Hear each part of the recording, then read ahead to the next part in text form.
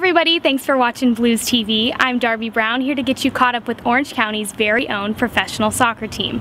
First, let's take a look at the game highlights from the most recent matchup between the Blues and Arizona United SC.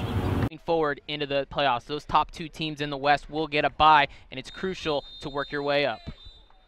Orange County are breathing down the necks of the Energy, just 5 points ahead of them. Starting 11, but so far here tonight, OKC is pressing up really high, forcing the Blues to keep possession in their own third. So Blues got to get past that midpoint line and work it around just like they are here. And this is Santana. Luca puts it across Ramirez, let it go! Oh, the El Salvadorian needs to be a bit more selfish there. Cortes looking to rescue it. He does well to get it back to Felix. Signed just last week, playing in his third game as a professional, Felix. Lovely combination playing. Suggs is in. Suggs plays it across Ramirez! And doing a great job to come over and cover was Due, and still feeling the effects from that earlier challenge.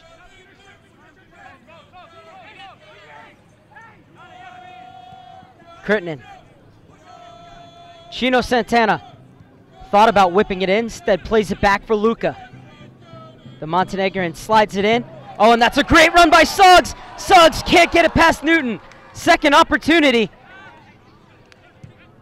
And that one played with too much power and pace. Oh, Suggs has done so good this year at ghosting into that channel. But Evans was in the way. Well, Nielsen said something about the Blues that I thought he was spot on. He said, they're a very good team when they're confident.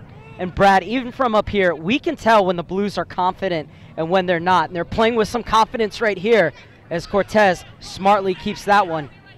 Trying to engineer a bit of space. Luca, lovely ball. And that's a great cross. Ramirez, still going Ramirez, taking his time and finding the net. What a job by Christopher Ramirez to deke out his defender in front of him and wait till he could get all he could behind that ball and slotted it just past the outstretched fingers of Newton here in the 33rd minute. Great job by Luca to find Santana as we see Ramirez get as far to the right side of that goal to swing it across the face of Newton. Santana motoring down that far side, has the space, elects for the early cross. Falls Conley for Cortes. Cortes does well to create the shot for himself. So unlucky to see that one come off the crossbar. And Suggs is crossed too close to Newton. Out of bounds from Payeras. 21-year-old's throwing. Somehow slides through for Ramirez. Ramirez able to walk that tightrope. And he put it right in on goal when he should have played it back. Now he plays it back. And the volley skied over from Santana. So this will be an in-swinger from the far side. This time, it beats the first man all the way to the back post, but Cortes couldn't get to it. Oh, what a move from Payeras. Griffiths, it's useful! Almost the second goal of the games for the Blues, but Ramirez just couldn't direct it goalward. Duke, Towson. First real touch of the game, and it was almost a brilliant one. Miranda with a tremendous save. And Delgado coming out, so a sub for a sub. Oh, and that's a heavy challenge. And what's the color going to be here?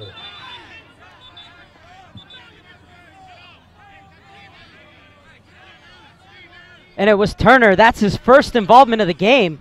Is it going to be his last? Straight red card for Jimmy Turner.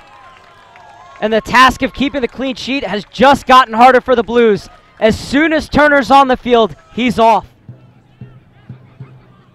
If you're a member of the grid, you have to be on your feet.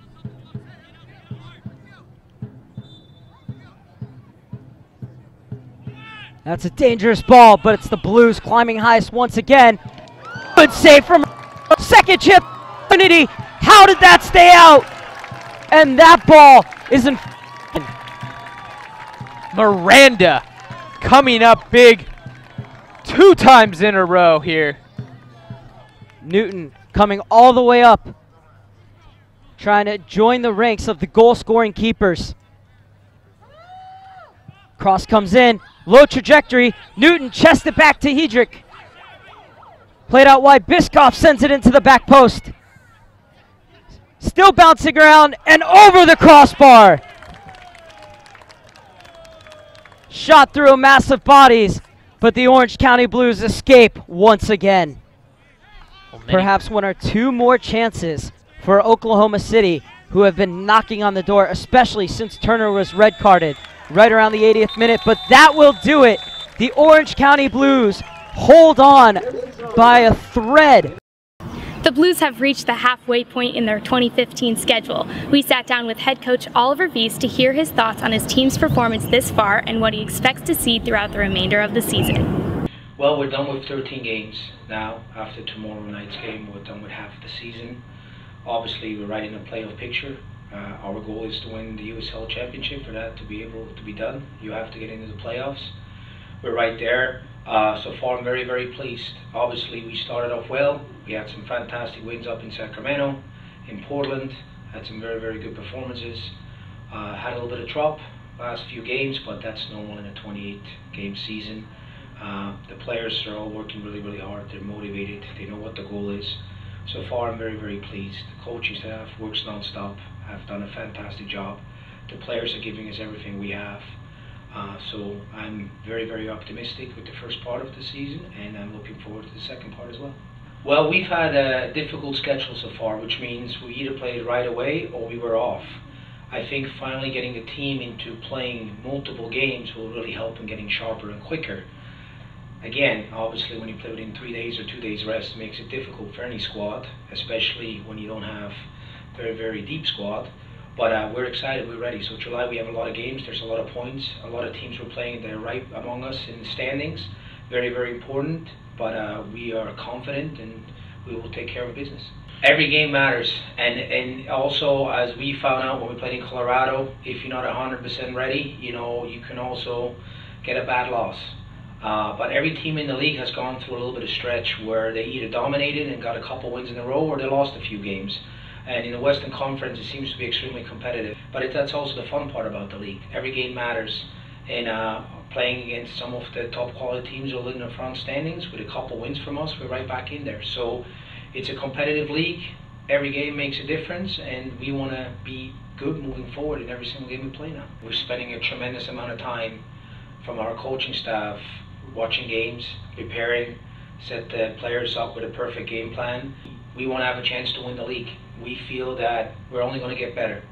We have a lot of new players, a lot of tactical adjustments we're making. So I think our team is growing every time. So the second part of the season, obviously, we need to get into the playoffs.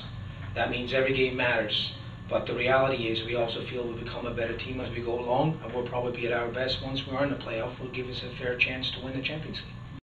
We took a camera behind the broadcasting booth where commentators Mark Serber and Brad Paul can be found throughout all of the Blues home games. Here's a little inside footage of what it's like to be a part of the Blues broadcasting team.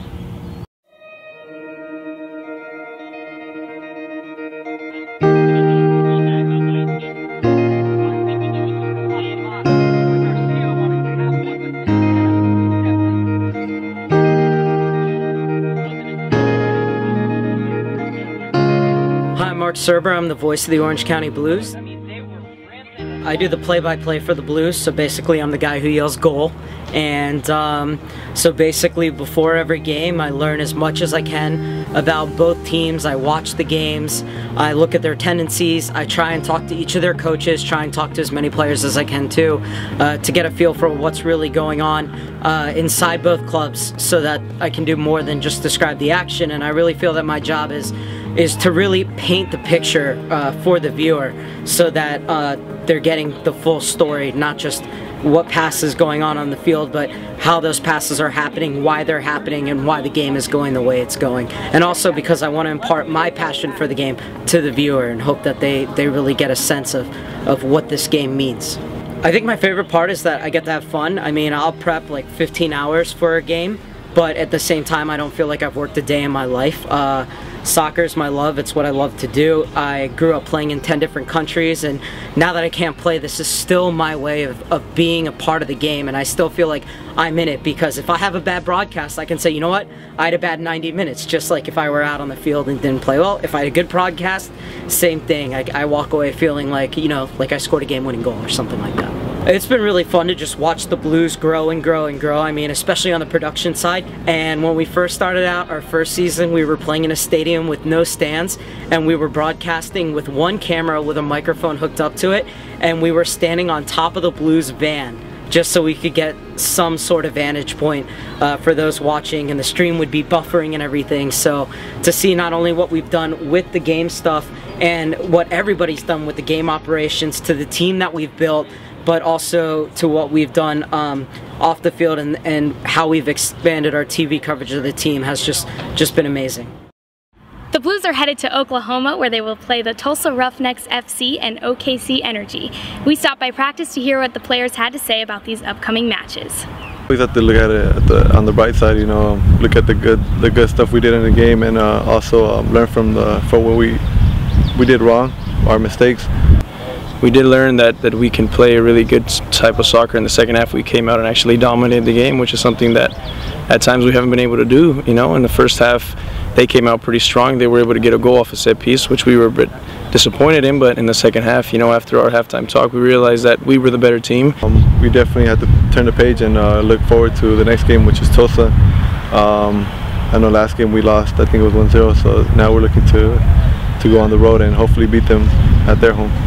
And both teams are very strong teams. Tulsa is a team that came here and actually beat us. They got 3 points here at our place, something that we were really disappointed in. So now we actually have to go in and do the same thing to them. I mean, they're a team that works hard, that scraps, that stays together and is very organized. So I think we're pretty confident in ourselves. And as long as we go out there and we emphasize and we capitalize on our game plan, I think we'll be okay.